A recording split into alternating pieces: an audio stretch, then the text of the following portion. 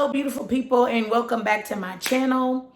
First off, let me apologize because I was supposed to have this video done yesterday and it just didn't happen. Real life happened. Secondly, y'all know it's always something going on in my background. So if you hear my children, I've been trying to keep quiet in the living room. It's real life here at the Highest Dealing with Coco, and that's just what it is.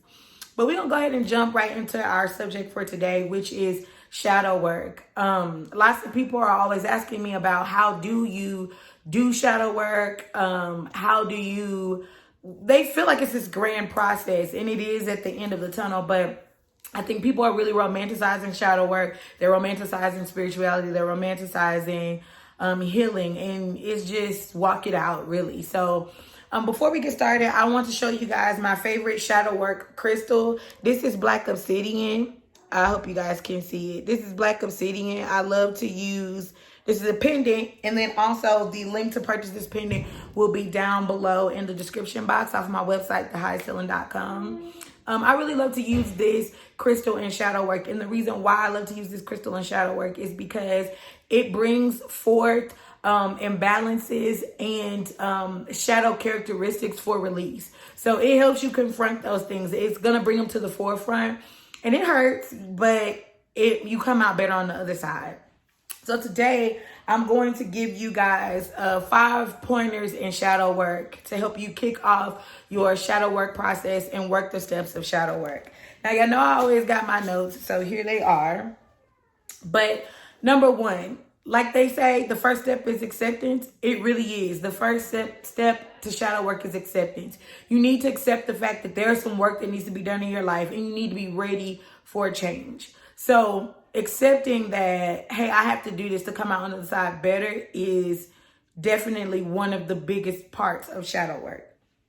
Number 2, the second thing about shadow work that I feel a lot of people neglect to do is you need to hold space for yourself.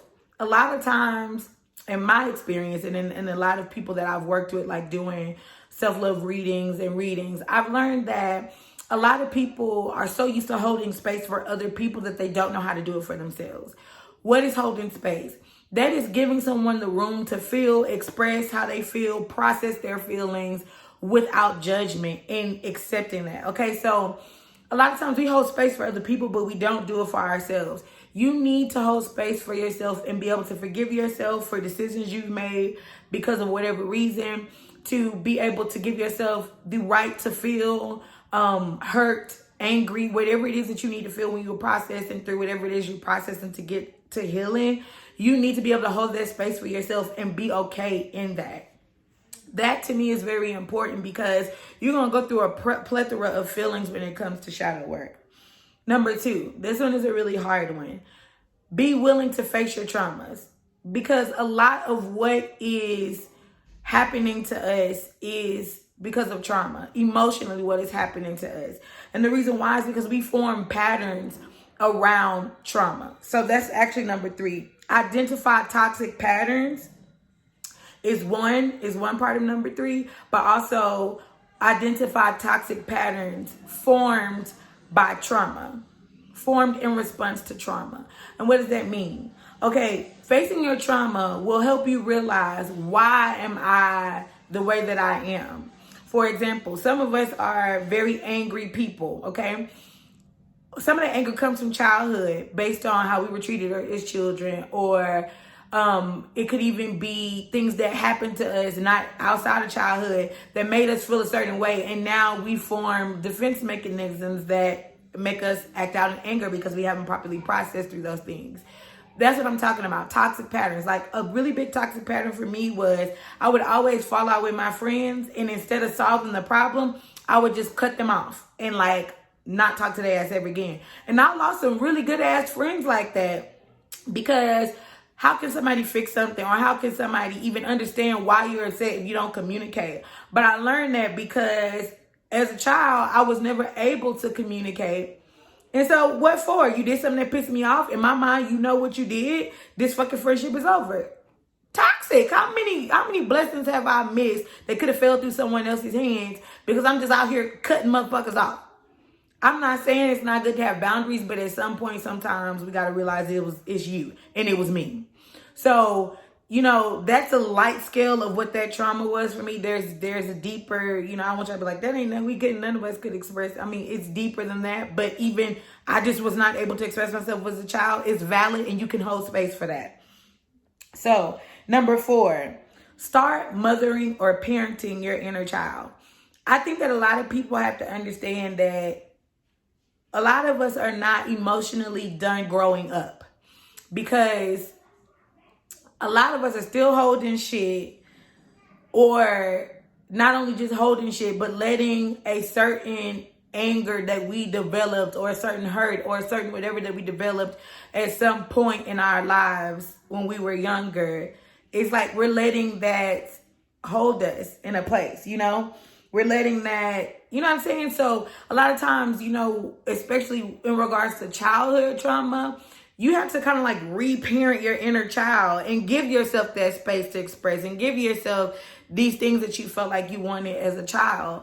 And, you know, that's hard to do too, especially if you're already a parent, or, you know, you have other people in your life that you are a parental figure to.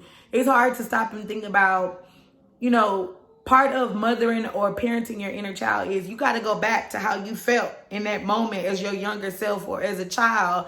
And you have to think through that and process, what did you want? How did you want to be consoled? How did you want somebody to hold space for you? How did you want, you know what I mean? And a lot of times that means revisiting hurt. And a lot of us stay stagnant because we're not willing to revisit that hurt. You can do these things through journaling. You could do these things through a lot of different things, which we'll talk about at the end of the video. But the last thing you need to do is, it's simple. The process of shadow work is process, change. So process whatever it is hurting you. Put in place a changed behavior. Repeat. That's really what it is. Process, change, repeat. Process, change, repeat. And a lot of people are like, what actual things are you doing? For example, if you watch my first video about self-identity versus titles, that's a form of shadow work. Let's get this in front of me and understand what systems got me feeling like the way they are, and why do I feel so bound and restricted by all of these different things, through visual journaling, or through actual journaling, through affirmations, through meditation. Shadow work is really about sitting with that thing that you never healed from and taking yourself back to that place so you can process through that thing correctly this time and not allow it to own you. And that is serious, because we will a lot of times give our hurt and our pain a lot more power than it deserves. Now, you know, some of us have been through some traumatic things, and I'm not at all saying that, oh, you're not allowed to feel a certain way. What I'm actually telling you to do is to feel, but process past that anger, process past that hurt to a resolution, which is what a lot of us don't do because it's too hard to face pain. One of my good friends is like a brother to me. He told me on the phone one time, I had an issue with a friend, and he said, you got to remember, some people, when they go through trauma, they just stop growing from there. And that's really what happens to a lot of us.